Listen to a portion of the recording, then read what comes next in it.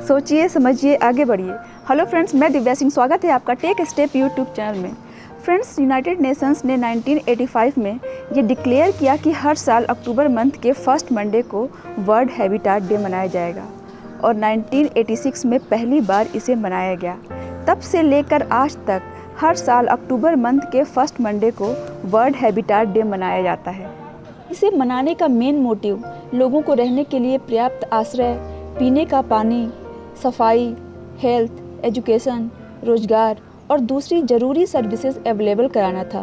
दुनिया को ये याद दिलाना है कि हम सभी के पास अपने शहरों और कस्बों के भविष्य को आकार देने की शक्ति और जिम्मेदारी है।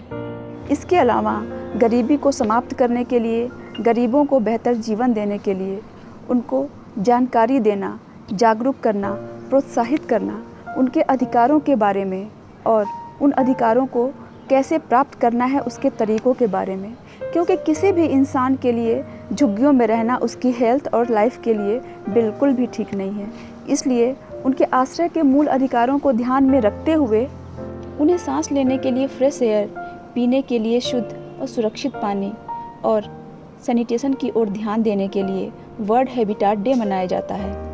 दोस्तों, कोई भी झुग्गियों में रहना नहीं चाहता, चाहे वो अमीर हो या गरीब। हर इंसान एक अच्छे घर के सपने देखता है, मगर आज गांव में रोजगार, शिक्षा और मेडिकल फैसिलिटीज़ के अभाव में लोग गांव को छोड़कर शहरों में आ रहे हैं और यहाँ महंगाई के चलते उन्हें झुग्गियों में रहना पड़ता है। तो दोस्तों, आज की ये कहानी आप सबको शहरों में आने वाले लोगों के बारे में, उनकी मजबूरियों के बारे में, उनके अधिकारों के बारे में सोचने पर मजबूर कर देगी।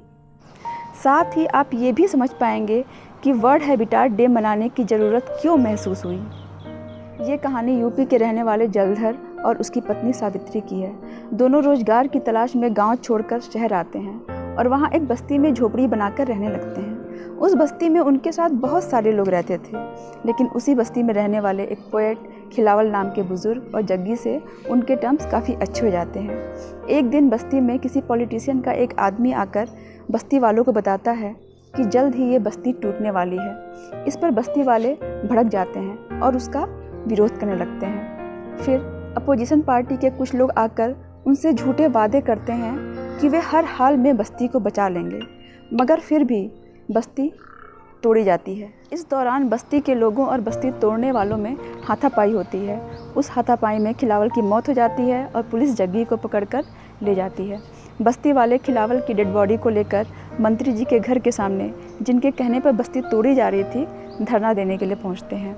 लोगों को शांत करवाने के लिए मंत्री जी जग्गी को जेल से छुड़वाने और सबको 500-500 रुपये और कंबल देने की बात करते हैं, मगर बस्ती वालों के ना मानने पर मंत्री जी जलधर की पत्नी के लिए गुंडे भेजते हैं। जलधर अपनी पत्नी को बचाने के लिए गुंडों से लड़ाई करता है और पुलिस जलधर को पकड़कर ले जाती है।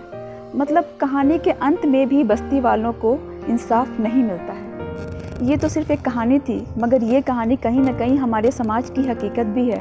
दोस्तों, ये कहानी सुनाने के पीछे मेरा सिर्फ एक ही मकसद था, आप सबको वर्ल्ड हैबिटेट डे की अहमियत को बताना, सिस्टम में बदलाव लाने की कोशिश करना, शहरों, कस्बों और गाँव के स्थिति के बारे में पता करना और आश्रय के मूल अधिकारों को ध्यान में रखते हुए आने वाली जनरेशन को पर्याप्त आवास और रोजगार के प्रति जागरूक करना समाज के लिए कितना जरूरी। अंत में दोस्तों, अगर आपको ये वीडियो पसंद आया हो तो वीडियो को लाइक करें और अपने विचार कमेंट बॉक्स में लिखें।